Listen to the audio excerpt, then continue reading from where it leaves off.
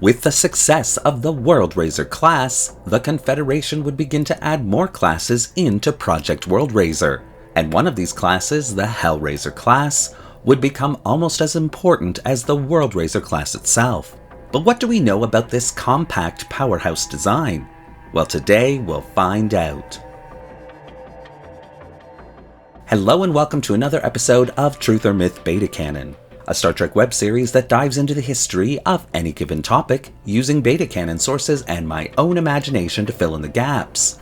In today's episode, we're taking a look at the Confederation's Hell Razer Class to better understand its place in Star Trek history.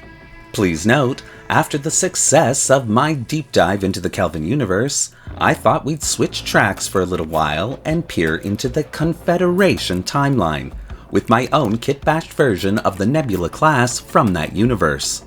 So I hope you'll enjoy.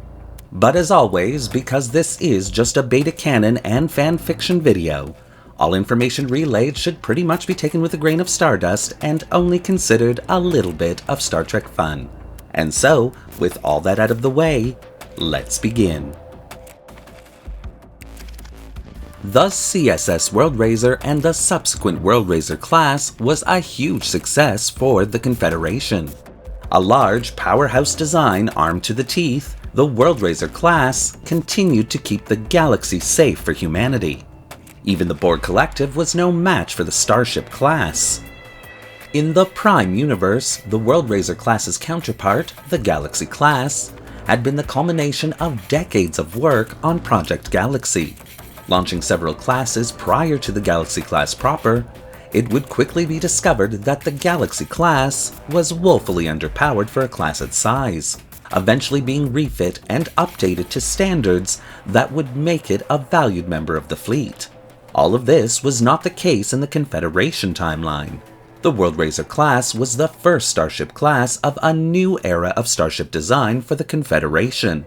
Designed to be the ultimate destructive force for the Confederation fleet, humanity would cheer for every safe light year the class would add to Confederation space. But now, with its overall success, the decision would be made to add several new classes in the same style and aesthetic to the Confederation fleet, updating the fleet to a level that would strike fear into the hearts of all of the Confederation's enemies. And the second class off the line for Project Hell Razer would be the Hell Razer Class. Sitting at a length of 482.3 meters, the Hell Razer Class would be designed to be operated by 800 loyal Confederation officers and crew members.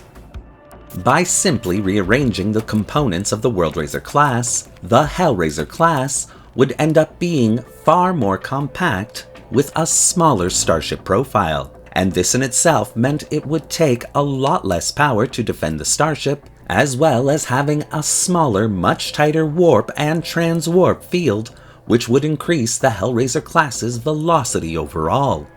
As a result, the Hell Razer Class would have a standard safe cruising speed of warp factor 8, with an emergency maximum speed of warp factor 9.8 for 12-hour increments. Her transwarp drive would also be slightly faster than her big sister, making her an ideal class to respond to galactic emergencies for the Confederation.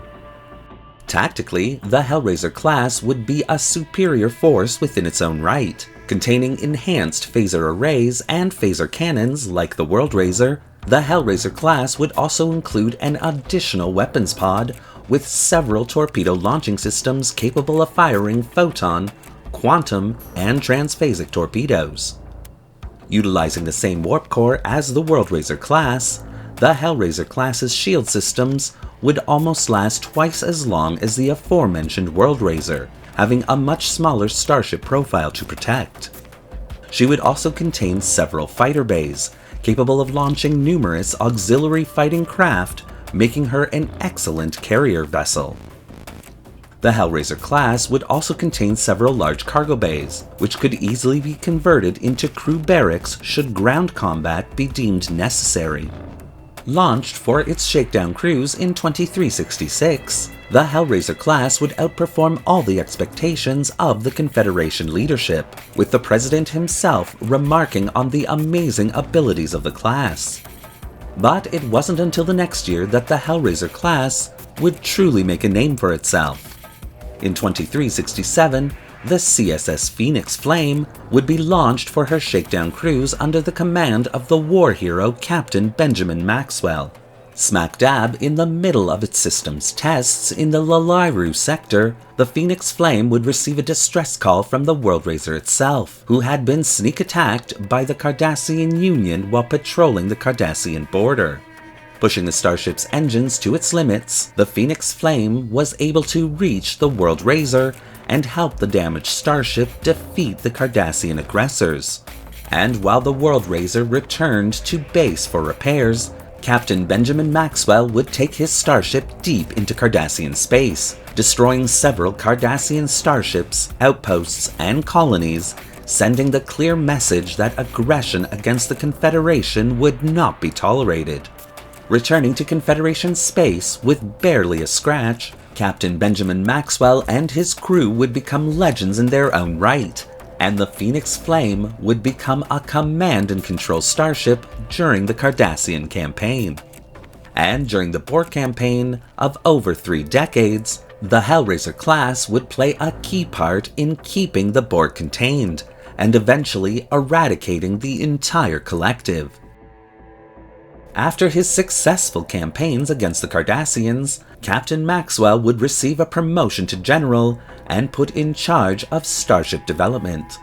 Under his watchful eye, the Confederation's technological explosion of the late 2370s would occur, but instead of creating a bunch of new starship classes to house all the Confederation's advances, Maxwell would instead focus his energy on refitting existing designs to house the new tech, oftentimes focusing on the Hell Razer class as a testbed for these technologies. And as a result, the Hell Razer class would end up serving in the Confederation fleet for almost 150 years, with his successors taking up the same position on older starship classes that Maxwell had. Created to augment the fleet and live in the shadow of the World Razer class, instead, the Hell Razer class would become its own hero starship class, helping to keep the galaxy a safe one for all of humanity. Thank you for watching today's episode of Truth or Myth Beta Canon. What do you think of the Hell Razer class and the historical narrative that I've created here? Do you want to see more videos like this one? Well, leave your comments in the section below. And don't forget to like the video and subscribe to the channel, hitting that little bell icon so you won't miss a single video we release. Want to help the channel make the galaxy safe for all of humanity?